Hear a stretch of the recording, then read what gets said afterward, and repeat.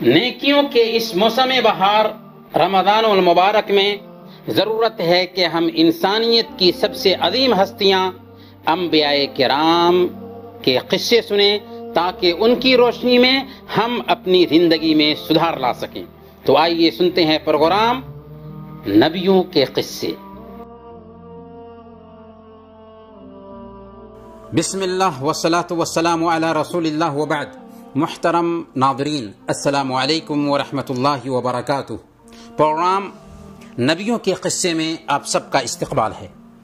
پچھلے ایپیسوڈ میں ہم یوسف علیہ السلام کے بارے میں بات کر رہے تھے۔ ہم نے عرض کیا تھا کہ یوسف علیہ السلام کے سوتیلے بھائیوں نے آپس میں مل کر ان کو جلن سے، حسد سے، ڈاہ سے کنویں میں ڈال دیا تھا، لیکن اللہ نے انہیں کنویں سے بچا لیا، پھر مصر پہنچا دیا۔ عزیز مصر کے گھر رہنے لگے، انہیں کے ہاں پلے بڑھے اور جوان ہو گئے۔ یہ یوسف علیہ السلام کی بلندی کا پہلا زینہ تھا کہ کنویں سے نکال لیے گئے اور عزیز مصر کے گھر پہنچا دیے گئے، لیکن اللہ نے انہیں عزیز مصر کے گھر پہنچانے کے بعد ایک دوسری آزمائش سے بھی دوچار کیا۔ یعنی شاہی محل میں آنے کے بعد ایک دوسری آزمائش شروع ہوتی ہے، جس میں آپ کی عفت، آپ کی پاک دامنی نکھر کر کے سامنے آتی ہے۔ اللہ نے حضرت یوسف علیہ السلام کو علم و حکمت سے نوازا تھا، خوابوں کی تعبیر کا ملکہ عطا کیا تھا، اور سب سے بڑھ کر حسن و جمال کا پیکر بنایا تھا۔ صحیح مسلم کی روایت ہے، معراج کی حدیث میں اللہ کے رسول صلی اللہ علیہ وسلم نے بیان فرمایا، میں حضرت یوسف علیہ السلام کے پاس سے گزرا تو دیکھا کہ ان کو آدھا حسن دیا گیا ہے۔ آدھا حسن حضرت یوسف علیہ السلام کو نوازا گیا تھا۔ عزیز مصر کی بیوی کا نام زلیخا تھا۔ چونکہ حضرت یوسف علیہ السلام نہایت خوبصورت تھے، حسین و جمیل تھے اور اس کے گھر پر پرورش پائے تھے، چنانچہ زلیخا حضرت یوسف علیہ السلام کے علم، ان کے حسن اور ان کی جوانی کو دیکھ کر وہ آپ کی دیوانی ہو گئی اور ڈورے ڈالنے لگی۔ جب بدی کی گود میں سلانے کے اس کے تمام حربے ناکام ہوئے تو اس نے عزیز مصر کے باہر نکلتے ہی ایک ٹھوس پلاننگ کی تاکہ اپنے مقصد میں کامیاب ہو سکے۔ پلاننگ کیا تھی؟ کیا کیا عزیز مصر نے؟ گھر کے سارے دروازوں کو اچھی طرح سے بند کر دیا اور زیب و زینت سے آراستہ اور پیراستہ ہو کر کھلے لفظوں میں حضرت یوسف علیہ السلام کو بدکاری کی دعوت دینے لگی۔ ذرا دھیان دیجیے، بدکاری میں پھنسنے کے سارے چانسز پائے جاتے تھے۔ یوسف علیہ السلام جوانی کے دہلیز پر قدم رکھ چکے تھے، اور جوانی ظاہر سی بات ہے کہ دیوانی ہوتی ہے۔ غیر شادی شدہ تھے، دیار غیر میں تھے اور خریدے گئے غلام تھے۔ دوسری جانب زلیخا ملکہ مصر ہے، حسن و جمال کی پری ہے، سج دھج کر آفت برسا رہی ہے اور دھمکی آمیز کلمات بھی استعمال کر رہی ہے، لیکن پھر بھی حضرت یوسف علیہ السلام زلیخا کی زیب و زینت اور اس کے حسن و جمال کی بالکل پرواہ نہیں کرتے، بلکہ اللہ کی نگرانی کو اپنے ذہن میں تازہ رکھتے ہوئے کہتے ہیں، معاذ اللہ، اللہ ہمیں اپنی پناہ میں رکھے، یعنی اللہ کی پناہ اس بات سے کہ میں تیری دعوت गुनाह पे लब्बैक कहूँ, मैं तेरी पुकार और तेरी तलब का जवाब दूं। अगरचे तूने सारे दरवाजे बंद कर दिया है, लेकिन अल्लाह के दरवाजे को बंद न कर सकी है। तुम्हारे शौहर मेरे आका हैं, उन्होंने अच्छी तरह से मुझे रखा है, मैं खयानत नहीं कर सकता, खयानत करने वालों का भला नहीं होता।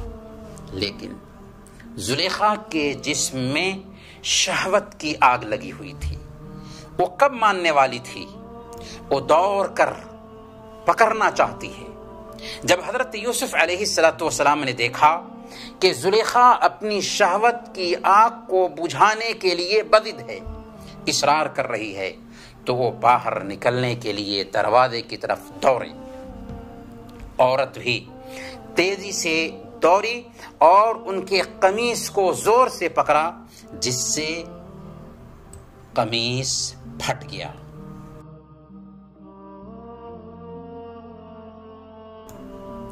उसी बीच दरवाजे पर अजीज मिस्र पहुंच जाता है। ये अजीब इत्तेफाक था कि अजीज मिस्र इसी हालत में घर आ जाता है, दरवाजे पर पहुंच जाता है। चेहरे की कैफियत तार कर उसकी गैरत जाग उठती है, लेकिन माजरा क्या है कुछ पता नहीं चल रहा है। उसकी बीवी ने खयानत की या इस नौजवान खूबसूरत लड़के ने खयानत की? इससे पहले कि हकीकत मालूम करे, जुलेखा सारा इल्ज़ाम हज़रत यूसुफ अलैहिस्सलाम के सर डालते हुए ढिठाई के साथ सज़ा की तजवीज़ भी करती है। कहती है, मा जज़ाउ मन अराद बिअहलिका सूअन इल्ला अन युस्जना औ अज़ाबुन अलीम। जो शख्स तेरी बीवी के साथ बुरा इरादा करे, बस उसकी सज़ा यही है कि उसे या तो कैद कर दिया जाए या उसे दर्दनाक सज़ा दी जाए। देखिए, यह है औरत का फितना, यह है औरत का फरेब। खुद गलती की और सारा इल्ज़ाम हज़रत यूसुफ अलैहिस्सलाम के सर डाल दिया। यूसुफ अलैहिस्सलाम ने फ़ौरन अपने सर से इल्ज़ाम को उतारते हुए कहा, हिय रावदतनी अन नफ्सी, यही मुझे फांसने की कोशिश कर रही थी, मेरी इसमें कोई गलती नहीं है। अजीज़ मिस्र परेशान है, उसे समझ में नहीं आ रहा है कि क्या करे और क्या ना करे कि अचानक उसके ख़ानदान के एक शख्स ने बड़ी अच्छी बात कही। क्या कहा? कुरान ने उसे नकल किया। उसने कहा, इनकान कमीसुहु कुद्द मिन क़ुबुलिन फसदक़त वहुव मिनल काज़िबीन। अगर यूसुफ अलैहिस्सलाम का कमीज आगे से फटा हो तो औरत सच्ची और ये झूठा है, क्योंकि ऐसा हो सकता है कि यूसुफ ने बदतमीजी की हो और जुलेखा ने उसे पीछे हटाने की कोशिश की हो, जिसके नतीजे में कुर्ता आगे से फट गया हो। वइन कान कमीसुहु कुद्द मिन दुबुरिन फकज़बत वहुव मिन अस्सादिकीन। और अगर उसका कमीज पीछे से फटा हो तो औरत छोटी है और यूसुफ सच्चा है, क्योंकि हो सकता है कि यूसुफ उससे बचने के लिए भागे हों और जुलेखा ने पीछा करके पकड़ना चाहा हो, जिसकी वजह से कुर्ता फट गया हो। और हकीकत में हुआ भी ऐसा ही था कि यूसुफ अलैहिस्सलाम का कुर्ता पीछे से फटा था। चुनांचे जब अजीज़ मिस्र ने यूसुफ अलैहिस्सलाम का कुर्ता देखा कि पीछे से फटा हुआ है, तो साफ कह दिया, इन्नहु मिन कैदिकुन्ना इन्न कैदकुन्ना अज़ीम। ये तुम औरतों की चालाकियां हैं, वाकई बड़े गज़ब की होती हैं औरतों की चालें और उनका फरेब। मतलब समझ में आ चुका था कि इल्ज़ाम जुलेखा पर साबित हो चुका है, लेकिन शौहर न शोर हंगामा किया, न गुस्सा हुआ, اس کے نزدیک اہم بات یہ تھی کہ معاملہ راز میں رہے، وہ معاملے کو طول دینا نہیں چاہتا تھا، اسی لیے اس نے یوسف علیہ السلام کی طرف متوجہ ہو کر یوسف علیہ السلام سے کہا، یوسف اعرض عن ھذا، یوسف جو کچھ ہوا سو ہوا، جانے دو، درگزر کرو، بھول جاؤ اس ٹاپک کو۔ اور بیوی سے کیا کہا؟ بیوی سے کہا کہ اے عورت، تو ہی قصوروار ہے، معافی مانگ، تو ہی اصل میں خطا کار تھی، غلطی تیری ہی ہے، یوسف کی غلطی نہیں۔ عزیز مصر نے معاملے کو نظر انداز کرنے کی کوشش کی تھی، لیکن کیا معاملہ چھپ گیا؟ بات اونچے گھرانے کی تھی، دیواروں کے بھی کان ہوتے ہیں، گھر کے نوکر چاکر اور خادم ہوتے ہیں، معاملہ چھپ نہ سکا اور کانوں یہ معاملہ پھیلنے لگا۔ درباریوں اور سرداروں کی عورتیں آپس میں چرچا کرنے لگیں اور عار دلانے لگیں کہ دیکھیے کیسے عزیز کی بیوی اپنے نوجوان غلام کے پیچھے پڑی ہوئی ہے اور اپنی شہوت کی آگ بجھانا چاہتی ہے۔ اونچے گھرانے کی عورت ہو اور ایک نوکر سے محبت میں پھنس جائے، یہ تو عیب کی بات ہے، عار کی بات ہے، بہت بڑی غلطی ہے۔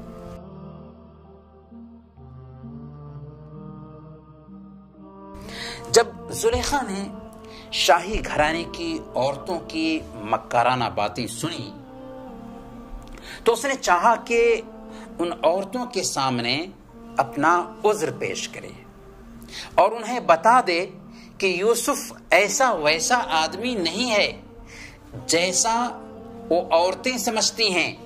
اس لیے زلیخا نے ساری عورتوں کے لیے ایک دن پارٹی کا انتظام کیا، انہیں اپنے گھر میں جمع کیا، دعوت دی، تکیا اور مجلس آراستہ کیا، کھانے میں ایسی چیزیں پیش کیں جو چاقو سے کاٹ کر کھائی جاتی تھیں، اور اس سے یہ بھی سمجھ میں آتا ہے کہ اس وقت کی تہذیب بہت اعلیٰ تہذیب تھی کہ عورتیں چاقو سے کھانا کاٹ کر کے کھاتی تھیں، اس لیے ہر عورت کے ہاتھ میں چھری دے دی گئی۔ اس نے حضرت یوسف علیہ السلام کو بہترین لباس پہنایا، تیار کیا، پھر جب عین اس وقت جبکہ وہ عورتیں پھل کاٹ کاٹ کر کھا رہی تھیں، زلیخا نے حضرت یوسف علیہ السلام کو حکم دیا کہ اسی وقت ان عورتوں کے پاس آ جائیں۔ جب حضرت یوسف علیہ السلام زلیخا کے کہنے کے مطابق ان عورتوں کے سامنے گئے اور ان عورتوں نے آپ کے حسن و جمال کو دیکھا تو دیکھتے ہی رہ گئیں۔ وہ اس قدر مبہوت ہوئیں، اس قدر شستر ہوئیں کہ انہیں اپنے آپ کا بھی ہوش نہ رہا۔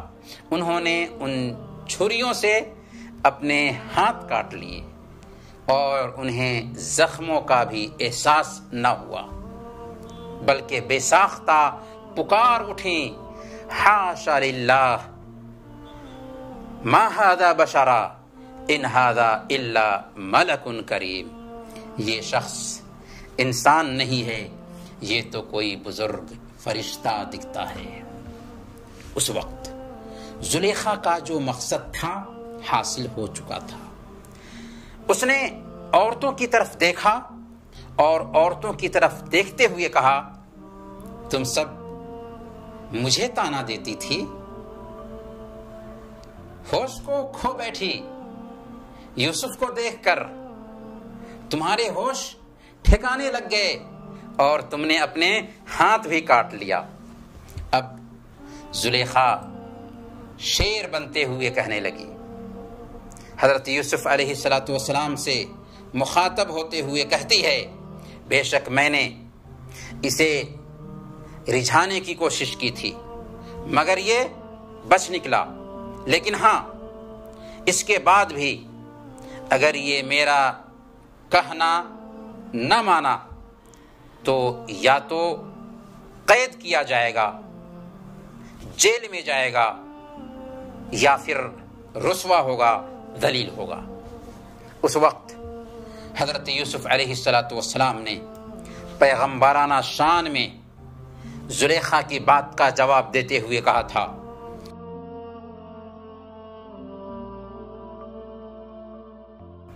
رب السجن احب الی مما یدعوننی الیہ، اے میرے رب قید مجھے منظور ہے بنسبت اس کے کہ میں وہ کام کروں جو یہ مجھ سے چاہتے ہیں۔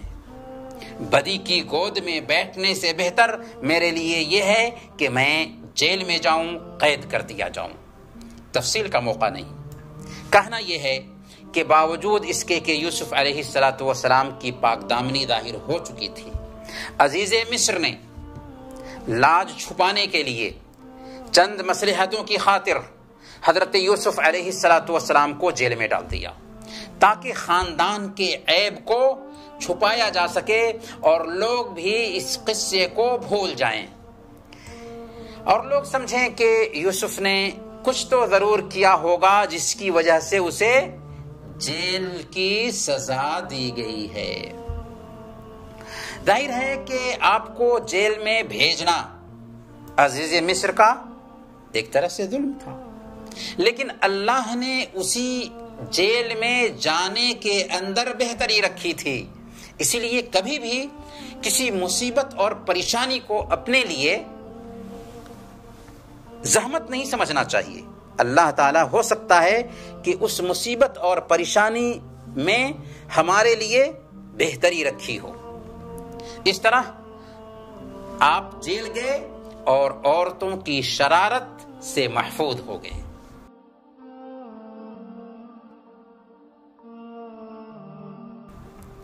آپ کے ساتھ جیل میں عزیز مصر سے متعلق 2 اور آدمی داخل ہوئے تھے۔ دونوں نے جیل میں ایک رات ایک ہی طرح کا خواب دیکھا تھا۔ دونوں نے جب حضرت یوسف علیہ السلام کے اندر نیکی اور فراست دیکھی تو حضرت یوسف علیہ السلام کے پاس آئے اور اپنا اپنا خواب حضرت یوسف علیہ السلام کو سنایا۔ ایک نے اپنا خواب بیان کیا کہ میں نے آج کی رات خواب دیکھا ہے کہ شراب کے لیے انگور نچوڑ رہا ہوں، اور دوسرے نے کہا کہ میں نے آج کی رات خواب دیکھا ہے کہ اپنے سر پر روٹیاں اٹھائے ہوا ہوں اور پرندے اس میں سے لے لے کر کھا رہے ہیں۔ دونوں نے اپنا اپنا خواب حضرت یوسف علیہ السلام کو سنایا اور گزارش کی کہ ہمیں اپنے اپنے خواب کی تعبیر بتا دیجیے۔ حضرت یوسف علیہ السلام نے ان سے کہا کہ میں تمہارے خوابوں کی تعبیر سے واقف ہوں اور میں تمہارے خوابوں کی تعبیر بتاؤں گا۔ یہاں جو کھانا ہمیں ملا کرتا ہے اس کے آنے سے پہلے پہلے تمہیں ان خوابوں کی تعبیر بتا دوں گا۔ البتہ وہ اللہ پر ایمان سے محروم تھے، وہ دونوں اللہ کی پہچان نہیں رکھتے تھے، اس لیے خواب کی تعبیر بتانے سے پہلے حضرت یوسف علیہ السلام نے مناسب سمجھا کہ موقع کو غنیمت سمجھتے ہوئے ان کو توحید کی دعوت دی جائے۔ چنانچہ حضرت یوسف علیہ السلام نے کہا کہ میں توحید پرست ہوں، توحید پر کاربند ہوں، ایک اللہ کی عبادت کرتا ہوں۔ اے جیل کے ساتھیوں، ذرا غور کرو، کیا کئی بھگوان بہتر ہیں یا ایک اللہ جو زبردست اور طاقتور ہے؟ اس غالب اللہ کے سوا جن کی تم پوجا کرتے ہو وہ سب محض نام ہیں جسے تم نے اور تمہارے باپ داداؤں نے اس لیے بنا لیے ہیں کہ ان کی پوجا کر سکیں. اللہ نے ان کی کوئی دلیل نہیں اتاری، اس لیے موحد بن جاؤ، ایک اللہ کی عبادت کرنے لگ جاؤ. یہ ہے جیل میں دعوت یوسفی.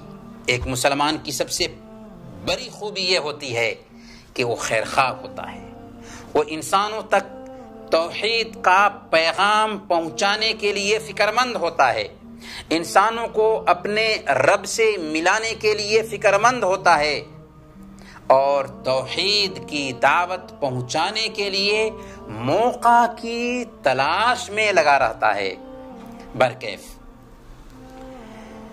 جب توحید کی دعوت دے چکے تو اس کے بعد حضرت یوسف علیہ السلام نے حسب وعدہ ان کے خوابوں کی تعبیر بھی بتائی. آپ نے فرمایا کہ سنو، تم میں سے ایک آدمی بادشاہ کو شراب پلانے پر مقرر ہوگا اور دوسرا سولی پر لٹکایا جائے گا، اور پرندے اس کا سر نوچ نوچ کر کھائیں گے. ظاہر سی بات ہے کہ سولی پر لٹکا دیے جائیں گے تو پرندے اس کے سر سے نوچ نوچ کر کھائیں گے. یہ ہے تم دونوں کے خوابوں کی تعبیر. پھر جو نجات پانے والا انسان تھا اس سے خطاب کرتے ہوئے حضرت یوسف علیہ السلام نے فرمایا کہ جب تم یہاں سے نکلو گے اور بادشاہ کے پاس جاؤ گے تو اذکرنی عند ربک، اپنے بادشاہ سے میرا ذکر کرنا مت بھولنا، اپنے بادشاہ سے میرا ذکر کرنا، میرے بارے میں بتانا، یعنی بادشاہ کو میرا معاملہ بتانا کہ ذرا وہ میرے حوالے سے سوچیں، غور کریں کہ مجھے کس جرم کے پاداش میں جیل میں ڈالا گیا ہے. لیکن ہوا کیا، وہ قید خانے سے نکلنے کے بعد بادشاہ سے اس کا تذکرہ کرنا بھول گیا. اس کو یاد ہی نہیں رہا کہ جیل میں کسی اچھے انسان کے ساتھ معاملہ ہوا تھا، اس نے خواب کی تعبیر بتائی تھی اور اس نے کہا تھا کہ بادشاہ کے پاس میرا ذکر کرنا. اس طرح یوسف علیہ السلام تقریباً 9 سال تک جیل میں پڑے رہے. اب سوال یہ ہے کہ جیل سے کیسے نکلے، وزیر خزانہ کیسے بنے، اپنے ظالم بھائیوں کے ساتھ کیسا معاملہ کیا، اور قصہ یوسفی سے ہمیں کیا سبق ملتا ہے، ان سارے نکات پر ہم اگلے ایپیسوڈ میں بات کریں گے انشاءاللہ. تب تک کے لیے اجازت دیجیے. وصلی اللہ علی نبینا محمد وعلی آلہ وصحبہ اجمعین.